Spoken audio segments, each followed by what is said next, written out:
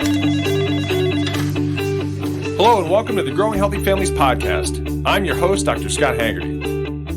On this show, I interview the world's top health experts so that you can know with certainty what it takes to give your family a life of epic health and wellness. As parents, we don't want to see our kids struggle. I knew that he had the potential, and I knew that something needed to be done. I was 18, unplanned pregnancy, didn't know what to do. Do we keep the child? Do we not? For us, one of our goals always is to try and make sure that, we're here. Amen to that, brother. Amen to that.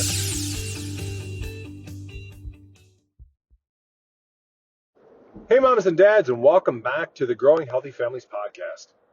So, moms and dads, in this episode, I want to spend a little bit of time talking about the way that our body is really built to work from the perspective of health and health response.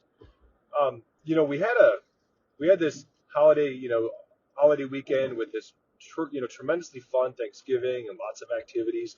But one of the things that comes with it, right, is oftentimes we are doing activities out in the cold here in the north, or, we're doing things that, there's a lot more treats and sugars and stuff like that involved that we wouldn't necessarily normally eat when we eat a pretty clean diet. And so what it ends up happening with a lot of us is, we tend to see that many families will have issues with getting sick. And a lot of people will ask, well, why do more people get sick around this time of year, right? Kids, adults, and otherwise. And a lot of it is, right, so if you don't stay warm, then your body has a more difficult time keeping your immune system in normal strength, because keeping your body temperature high helps to promote your normal immune function. So, but secondly, when you eat a lot of treats, especially a lot of sugars, increasing sugars weakens your immune system. Plain and simple. The more sugar you take in, the weaker that your immune system becomes, the more it promotes the growth of things like bacteria, because bacteria, if you're not aware, they feed on sugar. And so if you have a friend or a loved one that's prone to getting things like urinary tract infections, you can almost guarantee that they're also that same person who eats a lot of sugar in their diet, because the high sugar environment perpetuates the growth of the E. coli bacteria that cause the UTIs. So if you look at this time of year, right, there's pies and treats and snacks and cakes and, plus stuffing and mashed potatoes and all the yummy things that we love to eat, but we eat way more calories. We eat lots of what they call high glycemic index carbohydrates, or carbohydrates that are absorbed very rapidly by your body, and oftentimes will lead to high circulating blood sugar levels for quite a while, causing a pretty high insulin response. For those of you who aren't familiar, insulin is the compound that's secreted by your pancreas that pushes excess sugar either into your muscle cells to store that as energy, or into fat cells if all of your muscle cells and brain cells are packed to the max with energy. And so, when you get to a point where you have this volley back and forth with your blood sugar, it also takes a toll on your immune system, because what ends up happening is that whole cascade of things, right? The foods that you take in, all of them create inflammation in your body. An inflammatory response is something that your body has to have, but if you drive it up with food, it weakens your ability to meet the demands of other stressors that your body's going through. Like, if you're outside and your body comes in contact with a virus that you normally could fight off, if your immune system is tied up trying to heal all the damage that's been done to your cells and your arteries and your organs from having too much sugar and inflammatory foods in your body, then what will end up happening is you won't have the immune response available to protect you when you need it. So in turn, you get sick by something that you wouldn't have otherwise. And a lot of people have this happen this year. And, as with every year, and it's something that is been in practice and, been able to track this over time, we see that it becomes a commonality. Every holiday season, people in the families get sick who, even if they're normally the healthy person, tend to come down with stuff. And, my family is no different, right? So, but we had a really interesting example of the way that the immune system works when it works at its best. So over the weekend, we did our normal holiday routine. We went out and did bunches of holiday fun stuff, and there was more treats in the kids' diet. And, they even had some gluten and stuff like that they don't normally have. And so their diet was way off track from what it normally is. When we normally have some pretty tight controls on how much sweets they get, if and when they get sweets, keeping pretty close reins. So last night, my little guy, he's getting ready for bed, and he's talking about, his belly's a little upset. Didn't say he was nauseous, but we had a couple glimpses earlier when we were out that he said one time when we were out that his belly hurt, and then earlier in the day he said that his belly hurt, but seemed normal, right? Playing, doing his normal stuff. So, we assumed maybe because he didn't like what the meal was that maybe he was playing. Maybe he was trying to not eat the meal and saying that his belly was hurting him so he can get out of eating. You never can tell, right? That's what you always are playing that guessing game as a parent. So, but as we're getting ready to put him to bed, and he's saying that his tummy hurts. So Cairo, Dad, and me, right? So we grabbed an adjusting instrument and I adjusted him. And not a lot to adjust, right? It was in the areas that go to the brainstem, which is where his body's immune response is controlled through, and then in the area of the spine where the nerves that go in and out of his stomach live. And I thought it was interesting because, typically when we see that, there's legitimately something going on inside that person's stomach and there's an immune response. So I'm thinking, oh my goodness, well, hopefully he's not going to wake up in the middle and be sick. Hopefully he'll get past this. But, about an hour and a half later, he gets up and he throws up all over our bathroom and a little bit in his bedroom and, all the fun stuff that happens with every parent. And he said something to me that struck me. We prayed before he went to sleep that, his body would feel better. And he gets up and he says, why would God let me get sick? And, that's a profound thing from a kid, right? To say, why would God let me get sick? And, when he calmed down and we had a chance to talk to him when he was a little more rational, as soon as he threw up, he felt better.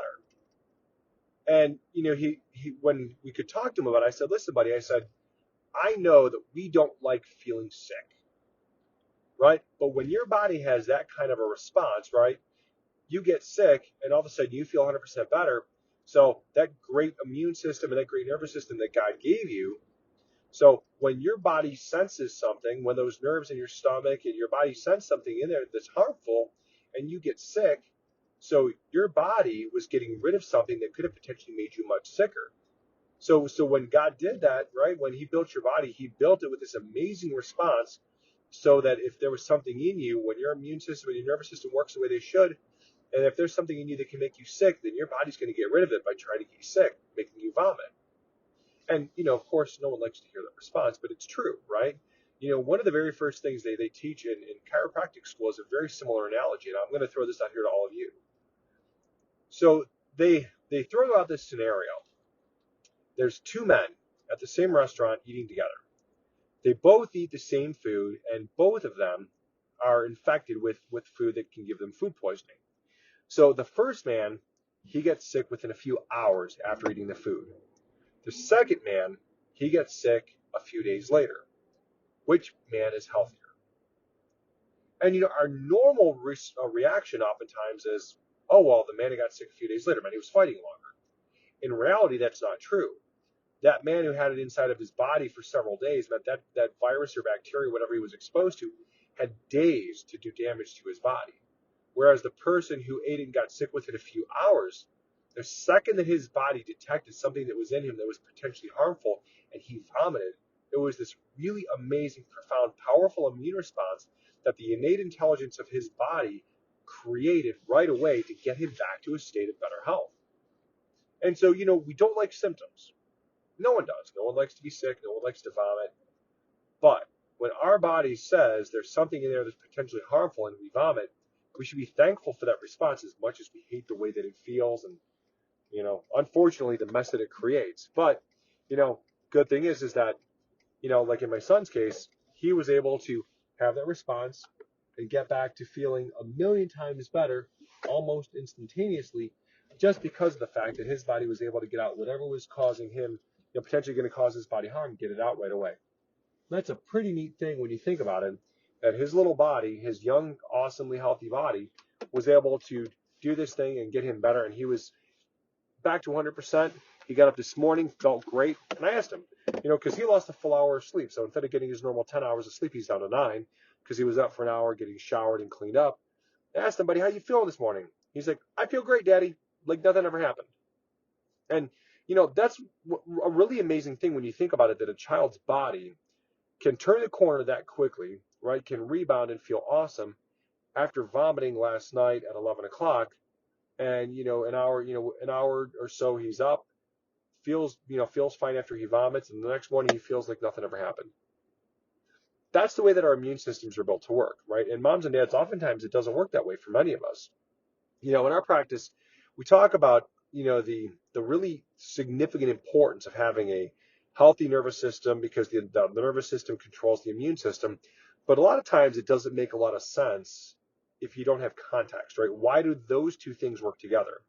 Your spinal cord it's kind of like a cell phone, right? Like the spinal cord has these nerves that go to every organ, gland, cell, and tissue in your entire body.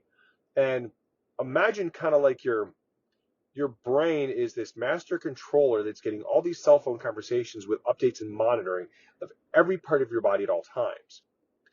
What's supposed to happen is when everything is coming in without any kind of interference, if something is happening inside of you and your body detects that via a nerve, it sends a signal to the brain that says, hey, there's something harmful here, and it creates the appropriate response to get you healthy. Well, oftentimes with many of us, we're not having the right responses because the spinal column itself, acting as a conduit, isn't conducting the information back and forth. Because here's a concept that many of you probably have never heard before, but this is something that's really important because we see this every day in practice. When part of the spine stops moving, you lose a really important component of sensory input. The vertebrae, when they move, they have these little nerves on them. They're called proprioceptors. And these proprioceptors, their job is twofold. One is tell you where you are in space, right? Tell you where that vertebra is if it's moving, but also coordinate and organize all of the sensory input coming in via the spinal cord. And if the spine's giving the input to the brain the way that it's supposed to, clear conversation, no static, no background noise, no nothing. But what ends up happening is that many of us over time accumulate this, and the body will have communication errors. And so there was a great research study that was done by a Dr. Heidi Horvick and her research group out of New Zealand. They actually talked about this in great depth, that the brain's perception of what's happening inside is only accurate as the clarity of the message. If the spinal nerves that exit the spinal cord go off to the extremities and the organs, if they're not having normal input because the spinal vertebrae are moving the way they're supposed to, then what ends up happening is the signals come in as what they call disafferentation being the term, meaning that it's errors in input to the brain. If the brain does not get correct input, then what they get is disefferentation, abnormal output, resulting in then the brain's inability to properly organize and manage and maintain the body as it's supposed to. And so when you see a lot of kids and a lot of adults that are coming in with immune issues and autonomic issues and stress issues, oftentimes these things come from very similar places. Imbalances or incorrect input to the brain, resulting in problems with output from the brain in the way that it manages the body, right? Some kids it's constipation, some it's immune issues, some it's they can't filter out sensory input and they have focus and attention issues at school. And all of these things, the brain will learn them and get really good at them because the brain is about learning patterns and becoming efficient. And if the input is not correct, then the brain will do its best to try and figure out and interpret it, and then it'll run off the best program that it can. But over time, what ends up happening is we experience symptoms when that output is incorrect because the input is incorrect. And when we go through and we start adjusting people like this, what we see is these big improvements in the way that their body's immune system works. I had a call with a mom this morning whose little girl came in for ear infections, temper tantrums, and some other issues with headaches. And in a month's care, this little girl has gone from having like ear pain weekly to none over the course of the last month. And this was her whole entire time in school. Every week she was having issues with ear pain, and she had at least a dozen confirmed ear infections that required antibiotics and ear tubes, and she was still getting ear pain. Then she was having temper tantrums that were occurring at least 5 to 7 times per week, and we set a goal of getting them down to 3, and we achieved that goal in the first month because her temper regulation went way down because her fight or flight response was improving. So, and the headaches were way down. She went from having multiple headaches per month to having none since she started care. These are big improvements in her brain and her nervous system function and immune function all in one. So things like this, when the clarity between her brain and her body starts to change, the way that her brain maintains her body outwardly changes. And it's a really cool thing when you watch this happen. This is a small snippet of what we see on a daily basis, but hopefully this gives you context as to why the communication between the brain and the body is so important, but the health of the immune response, the health of the nervous system, the health of the way that we live in this world is completely dictated and predicated upon that brain-body communication working the way that it's supposed to without any kind of interference. So moms and dads, I hope this is helpful. If this was, do me a favor. I want you to hit the like. Let me know that you got some benefit from this. If this would also benefit a friend or a loved one, do me a favor and share this information with them. If you have questions and comments, go ahead and put it onto the podcast page, and then we'll get back to you with information about this. Or if you want podcasts created about topics that you have that are near and dear to your heart, make sure you let me know, okay? So moms and dads, so this is Dr. Scott. Looking forward to seeing you in the next podcast. God bless you guys, and be elite. Thank you for listening to the Growing Healthy Families podcast, the world's #1 source for health education. Make sure to go to iTunes or wherever you listen to podcasts and give us a review. Make sure to follow us on social media at the links listed in the show notes, and let us know what area of health you are struggling with so we can get you and your family on the road to epic health.